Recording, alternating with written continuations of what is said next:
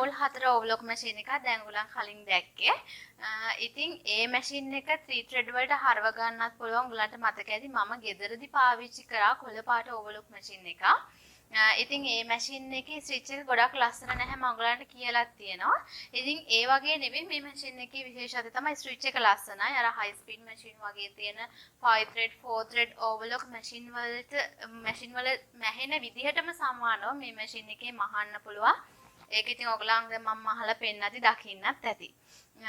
ඉතින් මම ගොඩක් ඇඳුම් මේකෙන් තමයි overlock කරන්නේ. මොකද මම 5 thread එකට යන්න හිතාගෙන හිටියේ මේ දවස්වල චුට්ටක් machine වල මිල වැඩි.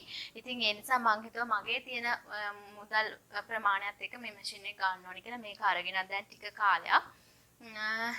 ඉතින් දැන් අපි තව පාරක් මහලා බලමු කොහොමද මේකෙන් හොඳට මහනවද කියලා. දැන් මෙතන මැෂින් එක ටිකක් මේ අසාමාන්‍ය විදිහට පේන්නේ නැති ඔයගලන්ට මේකේ මේ කෝන් ටිකක් ලොකු ත්‍රෙඩ් කෝන් මම පාවිච්චි කරලා තියෙන හින්දා මේ වගේ පොඩි ත්‍රෙඩ් කෝන් උනත් ඔයාලට පාවිච්චි කරන්න පුළුවන්. මම ගොඩක් වෙලාවට මේ බ්ලැක් කලර් එකකින් ඇඳුම් මහන නිසා මම මේක දාගෙන තියෙනවා මට ලේසි නිසා. නැත්තම් මේවා වුණත් ඔයාලට පාවිච්චි කරන්න පුළුවන්. ඔයාට මේ මැෂින් එක 3 thread වලට කන්වර්ට් කරගන්න ඕනේ නම් මෙන්න මේ තියෙන thread එක මේ වම් අත පැත්තේ තියෙන නීඩල් එකෙන් thread එක ගලවලා මහන්න පුළුවන්. 4 thread එකෙන් මහති සාමාන්‍ය විදිහටම තමයි මහ ගන්න තියෙන්නේ. ඉතින් මේ මැෂින් එකට නූල දාගන්නත් ගොඩක් අමාරු නැහැ. පහසුවෙන්ම දාගන්න පුළුවන්. ඉතින් මේ මැෂින් එකට නූල දාන වීඩියෝ එකකුත් තිබුණා. මම ඒකේ link එකත් ඕගලන්ට දාලා තියන්නම්. මැෂින් එකක් ගත්තොත් කවුරු හරි ඒ කෙනාට මේක ගොඩක් උදව් වෙයි. මේ මැෂින් එකේ විශේෂත්වය තමයි ඔයාලට ඕනෙම ඇඳුමක් ඕවර්ලොක් කරගන්න පුළුවන්. ටී-ෂර්ට් එකක් වුණත් මහ ගන්න පුළුවන් මේ ඕවර්ලොක් මැෂින් එක පාවිච්චි කරලා.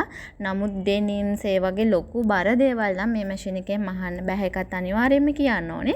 මේකත් එක්කම මම ඔයාලට කියනවා නූල් 5 සහ නූල් 4 ඕවර්ලොක් මැෂින් දෙක අතර වෙනස. මොකද අලුතෙන් මැෂින් එකක් ගන්න කෙනෙකුට ඒක ප්‍රයෝජනවත් වෙයි කියලා හිතුණා.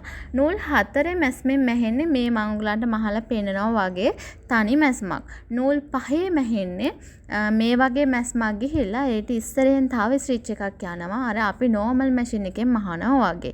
ඉතින් 5 thread overlock machine එකක් ගත්තාම තියෙන වාසිය තමයි ඔයාලට නැවත වතාවක් sides normal machine එකෙන් මහන්න ඕනේ නැහැ. overlock කරද්දිම ඒ side එකත් මැහිලම තමයි එන්නේ. ඒක තමයි නූල් 4 සහ නූල් 5 කියන overlock machine දෙක අතර වෙනස.